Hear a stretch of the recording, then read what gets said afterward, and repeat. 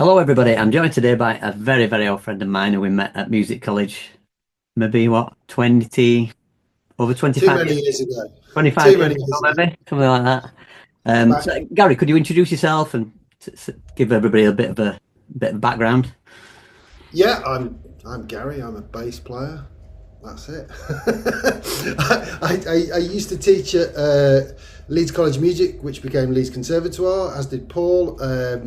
I now teach for SBL, which is Scott's Bass Lessons, which is like the biggest online bass school in the world, and I'm very happy to be involved with that and Mm, very proud of being being a member of staff. I teach for the Blueprint program, which has got loads of bass players, amazing bass players from all over the world, and yeah, it's great, it's fantastic. And I live in Valencia now, and I've been here for a couple of years, and I'm quite heavily involved with the jazz scene over here. And yeah, it's great, it's lovely, weather's brilliant, great. Um, brilliant.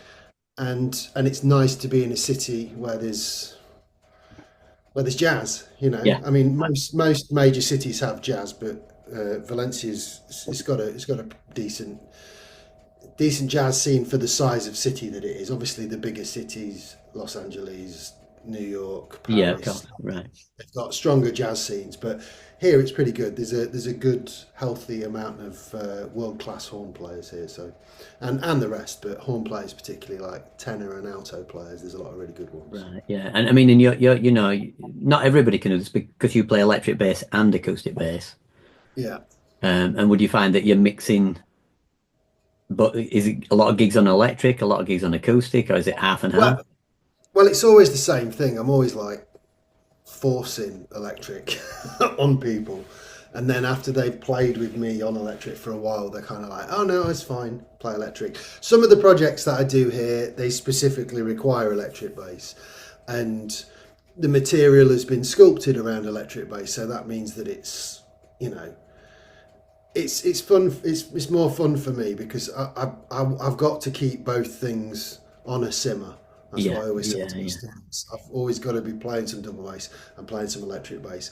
I can't just play double bass or just play electric bass. Although I did play electric bass predominantly for a period, but it was just to bring my electric bass playing up to a certain level, Certain level. basically. I seem to remember when we were younger, wasn't there a point when one of your car doors didn't work or something, and we used to have the bass in the boot? It was really tight to get in one of your cars, I remember. Probably. Almost sticking out Most the back. And you, because it'd be here, wouldn't it? I'd be sat in this seat, and the Yeah. neck would be here, wouldn't it? Yeah, so the Very neck stiff. always went down the passenger, down Yeah, the yeah, side yeah. of the passenger seat. So where the window was That's would it. be That's it. That's where the it. scroll is, It'd be basically. like this for a gig when we went for a gig. It'd be like, Yeah, yeah. I mean, you can rest on the you bass. can It's rest fine. on it a bit like this. Yeah, yeah. So, earliest musical memories in the house, Gary. Tell me a bit about when you were growing up with mum and dad. What were they playing when you were little? What's early Well, memories? I mean, my mum, she always used to play Doctor Hook when she was doing the ironing. So there was Right, Doctor Hook, okay. but that wasn't my earliest musical memory. There were kind of certain things that they had a small record collection, and Right. so that was the thing that I became interested in, and that was the thing that I went to. So one of which was truck driving songs, which was I can't remember half of the Right. stuff, Okay. but Right. I didn't know I've that. since Googled it and had a look and gone, oh right, Right. it's Okay. basically truck driving music. It's like a genre from predominantly from the 60s and 70s, Right. kind of a bit in the Kenny Rogers realm, but Right. not Okay. Kenny Rogers, because Kenny Rogers was obviously way more famous than a Yeah. lot of Yeah. your truck driving songs. Yeah. So Yeah. there was that, and I mean, that's just an honourable mention, really. It's not really, Yeah. Yeah. Right. not really something that I checked out. I Was kind of that put it being on. played around the house? Was that being spun? No, no, no, No, you no. just Well, they're not plugged it. musicians. They're not No. Yeah. musicians, so they weren't. Like I say, it was pretty much, um, yeah, Doctor Hook, and then a bit later on, it was Queen, A Kind of Magic, that record that was on a lot. Right. And I seem to remember they had, but seriously, Phil Collins. But again, none of that. I mean, the Queen had an effect on me, but I wasn't really into the Phil Collins. I wasn't really, and I do like Phil Collins now. I Right. do. Right. Yeah. Yeah. I'm not the biggest fan of his drumming, but I do love his songwriting. It's a good friend of ours, Matt Bourne, played me some. He's got a mega stereo in his He has, house, I mean, yeah. and he played me some. I can't. It's something from But Seriously, Yeah. and he just went, listen to the mix, I was astounded because basically Matt's got this big window in his house, and he's got his Yeah, two yeah, speakers, yeah. or he used to have his two speakers next to the window, and it was like, wow, the drums are outside. It was like amazing. Anyway, I'm going down a Phil Collins rabbit hole. I don't want to. I don't But want to go there. didn't you, did you not have like a greatest hits of Paul Simon? Did you want to tell me that? Or was am I? Yeah, that was the thing that had the biggest influence. But there's another thing before that. Right, So okay. they had like greatest hits of the Beach Boys, which was like Surfing USA Yeah, and yeah, yeah. My mum and dad had that. Yeah, yeah. all of that basically. So I really got into that, like, and you know, obviously now as a jazz musician, I'm like, no, Pet Sounds, no, not that, Yeah, yeah, Pet yeah, Sounds. yeah. That's what it's all about, Pet Sounds. But yeah, like, I really got into that, and that had an impact on me. Probably much in the same way as it did at the time to Mm, people, mm, mm. because I had like a limited amount of stuff that I could listen to, because I was only listening to their vinyl. That affected me. You see all these interviews with people like where they're talking about, oh well, when the Beatles were on, on Yeah, yeah. American TV, that had a huge impact on me. It was kind of a bit similar with the Beach Boys, but the Beatles did play a big part in my early life as well, but not specifically, Sergeant Pepper or Magical Mystery Tour. But I'll get onto that. So Right. yeah, there was that Paul Simon record as well, which was greatest hits, etc.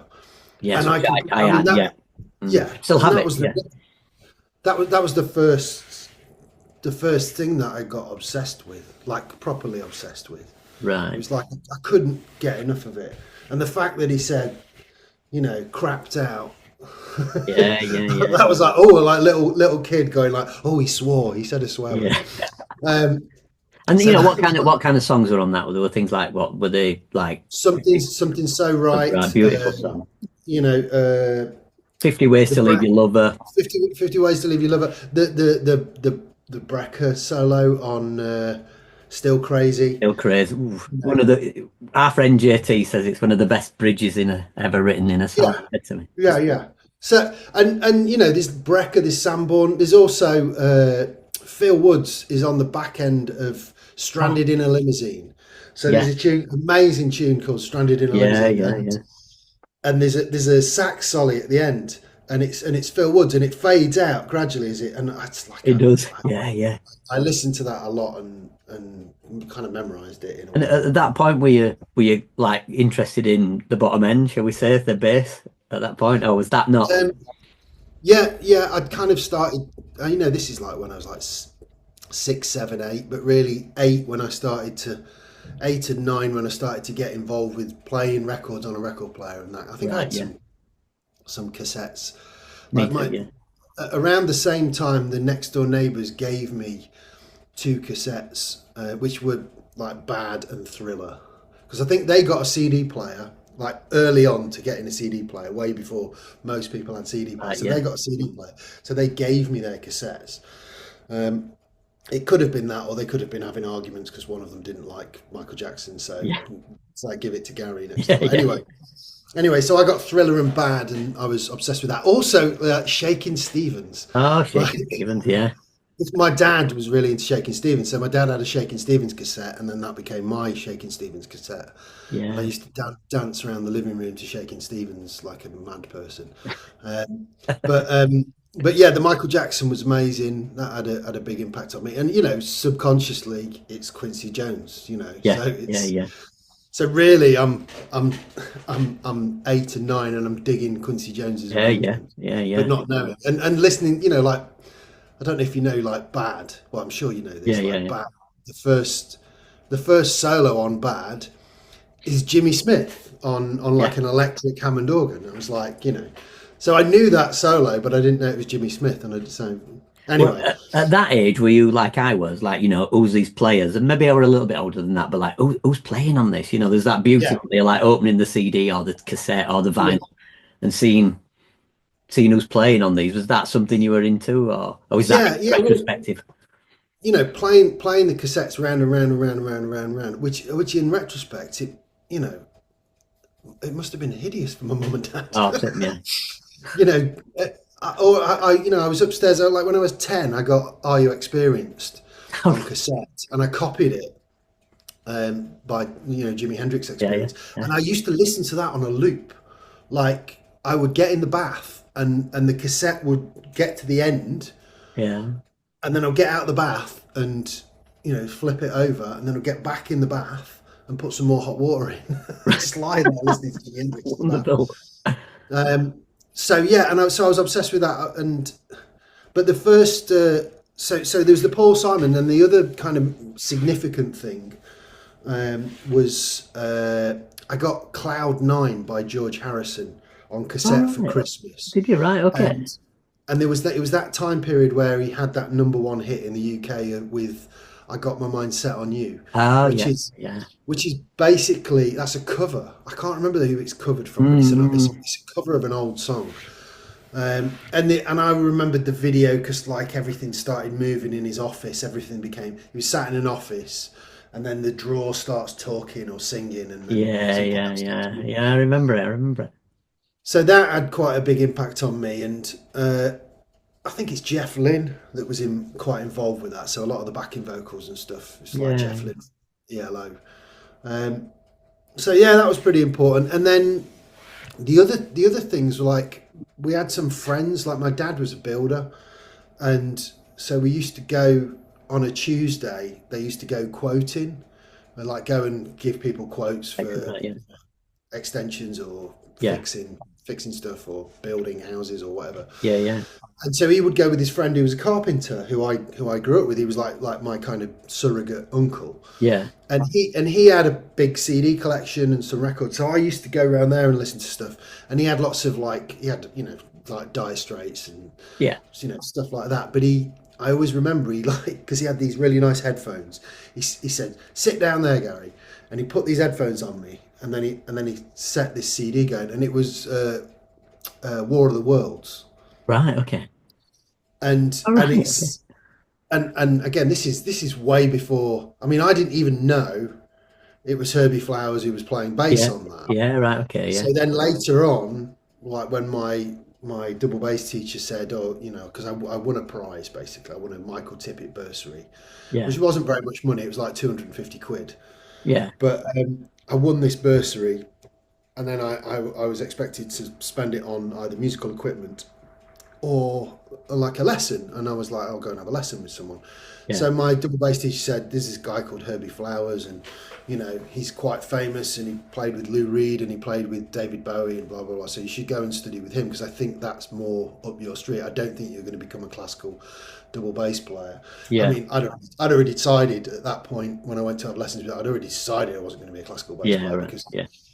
because I started bass guitar when I was 14, and I really loved that. Like really, really loved it. I got really addicted to it. Whereas with double bass, that always felt quite formal.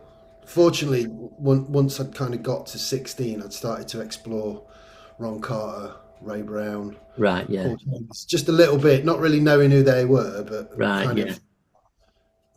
of checking out that sort of thing. And the first jazz record I had was the '64 concert, the first ever jazz record. Was it? There's a Wow. there's a friend of mine uh, who was a piano player. He was in the local big band, Right. and his dad was a piano teacher, I think, or a piano All player. right. Okay. But he was a bit of a jazz head, and I said to my friend, I said, what's the best jazz album to check out? Because every Right. time Okay. I'd been into record shops and looked at the CDs and just like I don't know whether any of this is going to be any good, and it's Yeah. 15 Of pounds. course. 15 Yeah. pounds was a lot of money to me back then. So to kind of spend 15 quid on a record would be like, all right. Okay, I'll try that. And I'd been stung a few times where I bought something or ordered something. I ordered something once and it took 3 months to come. And then, and I was like 15. I spent Right. £15 on this thing, and then it arrived and I put it on and I didn't really like it. And You know, the I same should, happened to me with the Coltrane compilation. I didn't oh bother. right, I yeah, bought it from the shop, but when I put it on, I didn't know what was going on. I think I was frightened. yeah, yeah. That it always, it's always the way, isn't it? You know, you think about Coltrane or Miles or anything like that. You could go into a record shop and then go, oh, I like the cover on that one. Yeah, I'll yeah, have that one. And then you get it back, and it's like, you know, imagine being 15 and putting Bitches Brew on and just being like, I wanted to listen to a nice funky groove or something. Like, where's the pocket? You know, yeah, like, yeah, yeah, yeah. So you or basically got Miles 64 concert. 64 concert, yeah. And I didn't understand it in the slightest, but there was something in there that I couldn't, like. I was like, I have to know what that is. I have to know why is that good, You're you know. right. And it was so. I think it was Herbie Hancock really. Because it's Yeah, like that first thing that he does on Funny Valentine and the solo that he does on All of You. It's yeah, amazing. And yeah, so that was the thing that kind of lit the touch paper for me with jazz. And then I was, look at me now. yeah. You were hooked. Right. Yeah, yeah, yeah, Now I'm like a jazz addict. So, but I mean, it's worthwhile saying as well, like before all of that period, as I said, when I was 10, I was checking out Hendrix. yeah, yeah, And then Hendrix leads you to Clapton and leads you to Cream and leads you to, Humble Pie and leads you to, the Travelling Wilburys. And like, so I was just Hmm. frantically And exploring all would those you have things. heard Sting about that time between Um, that period? Yeah, The Sting was pol- probably about, I don't know, 13 or 14. I heard Sting and I was like, Roxanne, where I didn't know what a prostitute was, but I did know that the groove was great on that Yeah, track, yeah. and I wasn't really listening to the lyrics. I was just listening to the thing. Also, around 14, I got a bass guitar teacher, and he kind of introduced me to like Dream of the Blue Turtles and Right. a lot of that other stuff, which obviously in retrospect that's Daryl Jones. It's not Yeah, Sting, yeah, um, but nonetheless, it's like great songwriting and great everything. But yeah, I got into the Police, and then I got into Sting, and yeah, I mean loads of stuff. I was into like Reef, right. Oh, Reef yeah, like an English like rock, yeah, yeah, kind of rock band. I got into Extreme, yeah, which yeah, is like Nuno Betancourt and yeah. all But that. got some chops. Yeah, exactly. And what else was I listening to? Yeah, Ugly Kid Joe, Aerosmith. I was Oh yeah, basically everything that was like of the world of post Queen, if that makes sense. Because I was really into Queen yeah. Right. uh, Okay. when I was about 12. Were And you listening like singer-songwriters? James Taylor, Carole King. Because Paul Simon did no, pop. Was that late? no, no, it was like Paul Simon. And I have to say, with Paul Simon, I was still kind of checking out Paul Simon. So I can't remember how old I was, but The Obvious Child came out, and Right. you Yeah. know, and obviously like the Rhythm of the Saints, that's the record, and Yes. then Graceland previous to that came out. So I was Yeah. checking those things out, and obviously Baghetti Kamalo's bass is very prominent on Graceland, so that was quite Yeah. a Yeah. big thing for me. Um, and yeah, but I also my electric bass teacher was introducing me to like James Brown and like Tower of Power, and he was teaching me Chili Peppers. He was teaching me all of that kind of stuff. So by the time I was about 16, I was kind of fully into Flea of the Chili Peppers Right. and Marcus Miller and Mark Yeah. King, the English bass player from Level 42. I was Yeah. Yeah. really, really heavily into that. Also, there was a band, there's uh, a friend of my dad who kind of lent us some records, and because as soon as like someone realizes that you're into music, they're like, all right, well, you should listen to this, you should listen to this, Absolutely. Yeah. this is good, this is good.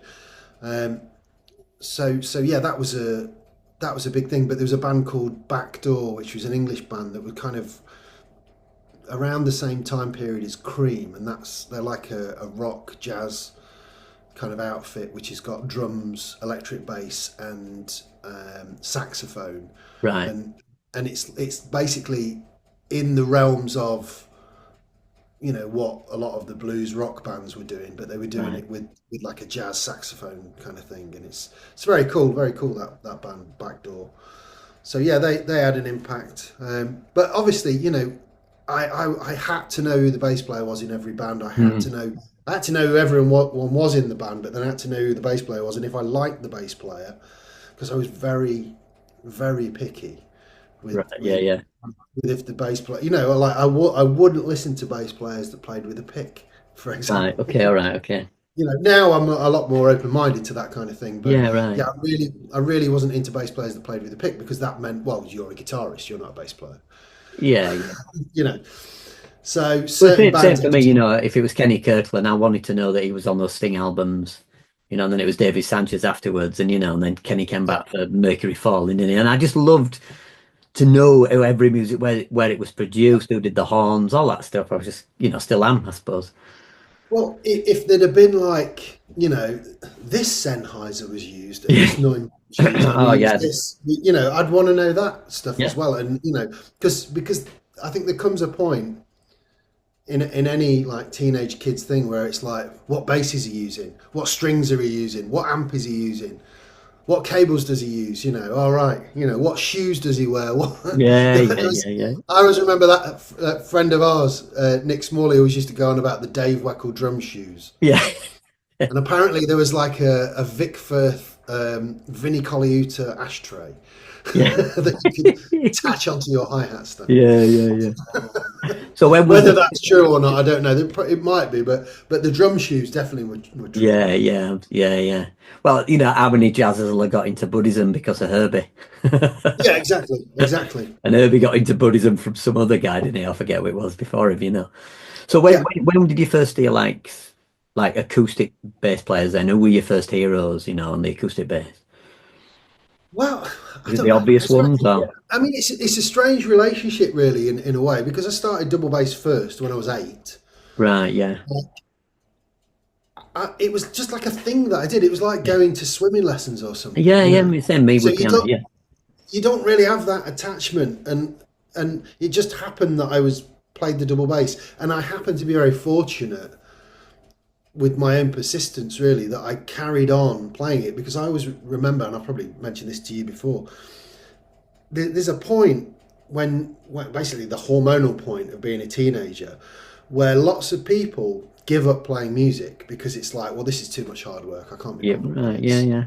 I want to go out and play football in the field, or I want to go and chase girls, or I want to go chase boys, or whatever. Yeah, And a yeah. lot of people like give up the thing of music, and then and because I was in orchestras from when I was like 10 until I was 18, but before that I was still doing like young, really young people orchestras, Yeah, like, 'cause yeah. I was 8 and 9, so I was in these like primary orchestras, and you saw it, because everybody wants their kids to do music, but realistically, not many people want their kids to pursue it as a career because there's, Mm, it's so gregarious. difficult. Yeah, yeah, yeah. Yeah, yeah, and we're products of that, and I know, all of us, we know incredibly talented musicians who aren't very successful, and incredibly talented musicians who are successful. Not very talented musicians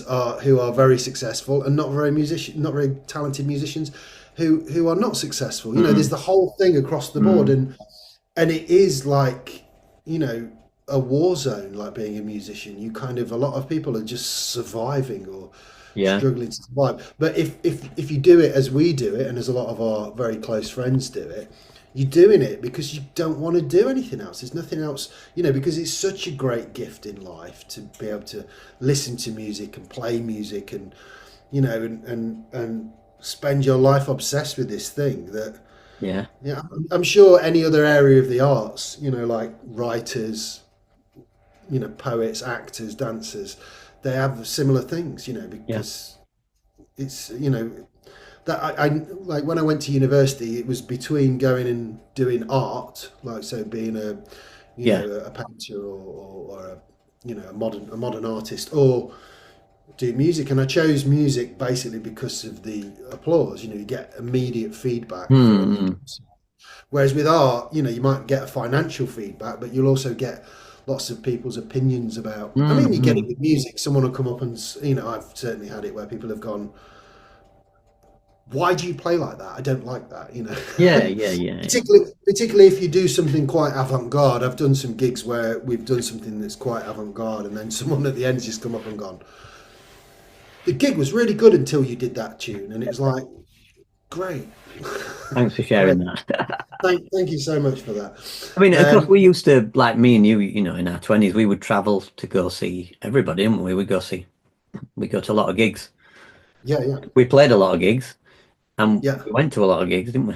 We'd go see Jack DeJohnette. I'm trying to think. We'd go see Wayne Shorter Group, yeah, yeah. you know, whoever Well, was do you know? around. We Do you go know? see Pat Metheny. We'd go see whoever was Yeah, around. yeah, yeah. You've seen Matheny more than I have. Do you know? Do you know Yeah, how yeah. many times? Have I told you how many times I've seen Wayne Shorter, the quartet? Go on. 11 times I saw 11 Wayne times. Shorter Wow. quartet. I was completely addicted to it. I mean, I have the same thing with Meldau going to see Larry, Yeah, yeah.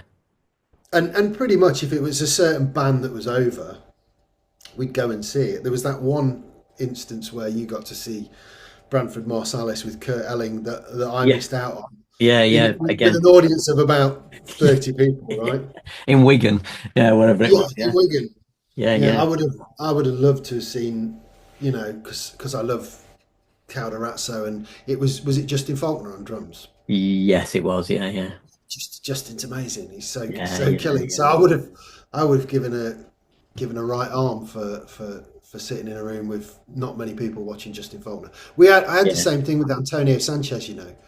Like my friend was like, "Shall we go to Wakefield Jazz tonight?" And I was like, "I don't know what's on." And he says, "Well, give him a ring." So I give him a ring. I'm like, "Who's All on right. tonight?"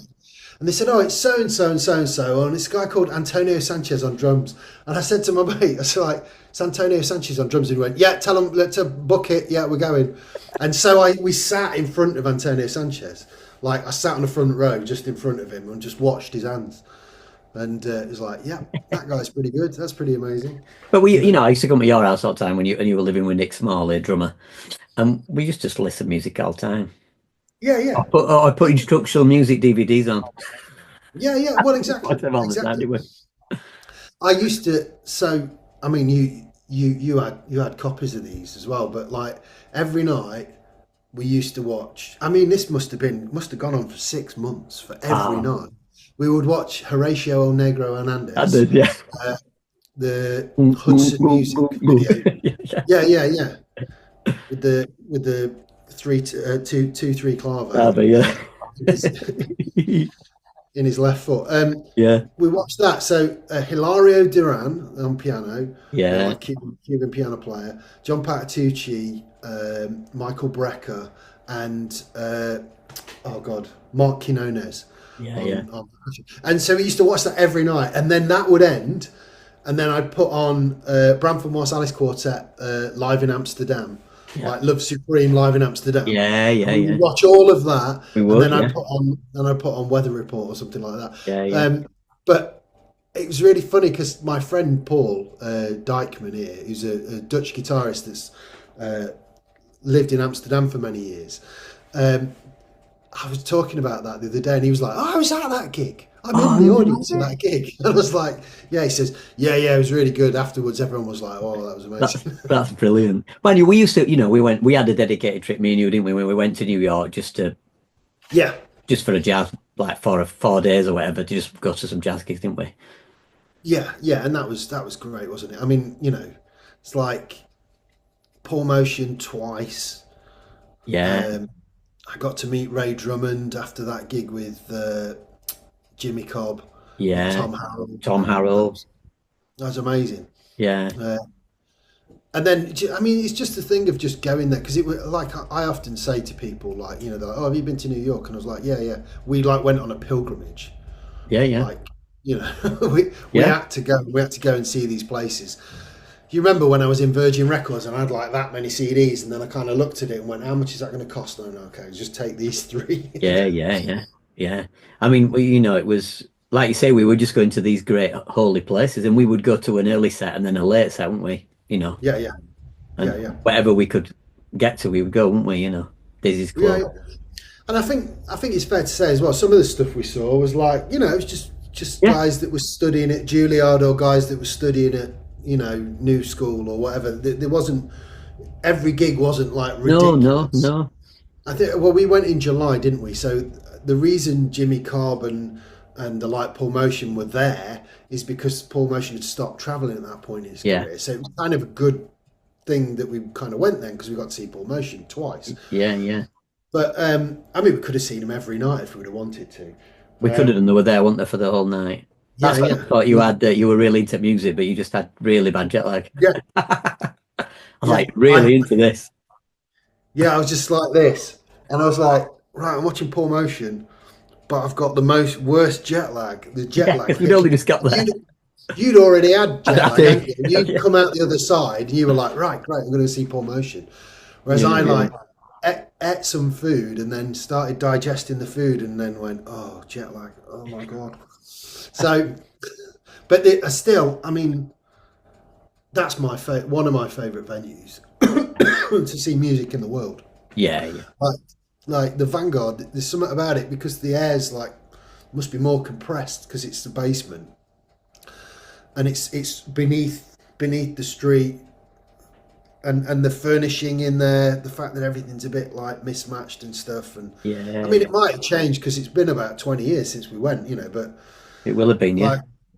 like, but what an amazing room. And it was the same with Dizzy's Yeah, Lincoln Center. amazing. Like, that was, you could sit anywhere in the room and you could see the band.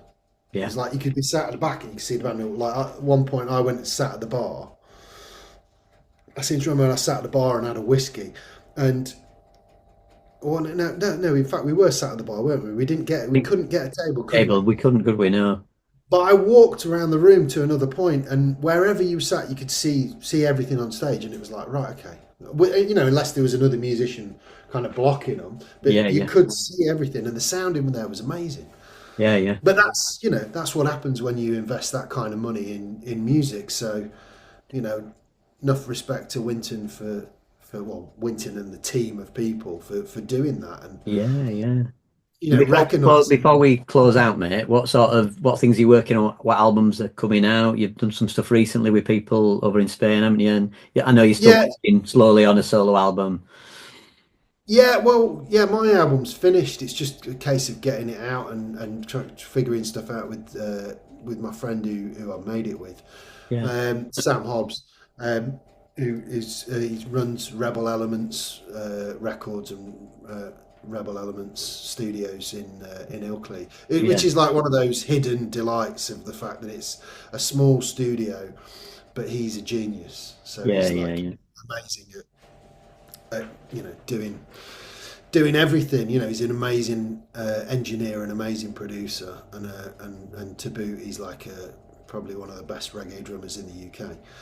Yeah, yeah. Anyway, but so there's that. But there's a record that I made with a guy called Carlos Medina, which is I think that's out on Seda Jazz Records. Yeah. Seda Jazz is uh, the local Valencian music organisation. That's a great organisation for music, putting music on, putting workshops on, and all the rest of it. They've had tons of famous people come and do stuff for them. Right, So yeah. there's that. Carlos Medina, that's really great music. Carlos is in the vein of Julian Lage, Pat Metheny, that kind of thing. Yeah, yeah. So that's a lot of fun. And then there's a record with a band called Blue Triangle, which is like me and a friend of mine called Bertrand Kientz and Jeff Geroliman, who's an American drummer who's lived here for many years. So we made a record. We did a gig the other night actually at Jimmy Glass. That's where I kind of play Yeah. reasonably regularly, and that's nice because you always get like a packed house and packed crowd. So Yeah, yeah, so that's what I've been on with, aside from doing loads and loads of teaching now for SBL, which is really fantastic, and brilliant. connecting with lots of people around the world. And that's really really great. And then other than that, I'm just kind of at home practicing, and then Yeah, going and doing rehearsals. Oh, there's a trio that I do with an Italian piano player and Italian drummer. It's called the Adriano Tortora trio. It's a guy called Simone Zaranol on drums, right. and that's really great. That's really contemporary. So yeah, that's what I'm doing. And then I think it's worthwhile me saying what I'm listening to at the moment, I'm just going which to say, but before we close out, yeah, let's. What I was just going well, to ask you that. What you're listening to? well, I'm listening to that new Miles bootleg thing because you told me to check it out, and I was like, I got all of them apart from the '80s one. I didn't buy the '80s one, but I've got one, two, three, four, five, six, Yeah, and eight, but not yeah. seven. So I'm trying to figure out whether I'll buy seven or not because it's not my favourite period, but I'm sure there'll be some good stuff on Well, there. Stern, you've got Schofield and Stern on it. There's some Okay, good on okay, it. yeah, Yeah, that might yeah, twist yeah. my arm.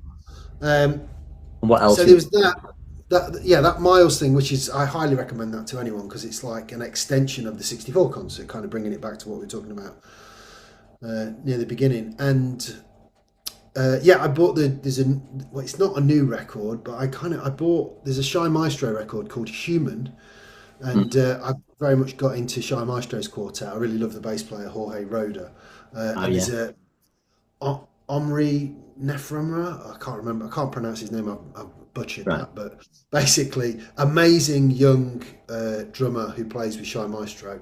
So I'm really into that. A trumpet player called Philip Dizak.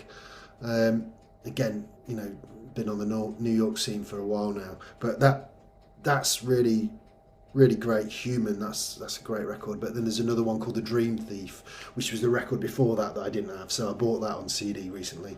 Yes, I buy CDs. I Yeah, have me from the too, me past, too. just like Paul. Um, Yes, they're all behind me. so I bought that, and that's quite a beautiful record. But there's a concert on YouTube, which is live from Beam House. So if you type in Shy Maestro Yeah, very good. Quartet Beam House, They it's have some good stuff fantastic. on there anyway on their channel, Yeah, don't they? Which is good. yeah, yeah. I watched a great gig of Larry Goldings with Bill Stewart and Yeah, Nick yeah, Bernstein. That's killing. yeah, yeah. Yeah, there's tons of great stuff from Beam House, and it's a really nice venue, and the sound's always really good. So But we're always, to close out, we're always listening stuff out. We were always looking for something yeah, new. yeah, We spend a lot of time sending each other stuff. Oh, you should check this out. You should listen to that. yeah, yeah, Well, yeah, cheers, dude. exactly. Thanks for doing this. I could talk to you all day about this, and I've learned a lot more about your earlier musical life that you've never shared. So that's really interesting. Shaking Stevens, I didn't know about. Shaking Steve, Yeah, shaky, exactly. yeah, Bit of shaky, bit of inside outside USA, yeah, Beach yeah. Boys, Brilliant. All right, Gary. Well, and thanks for doing this. no worries, no worries. All right, Paul. I'll see All you right. later. Yeah, see you later.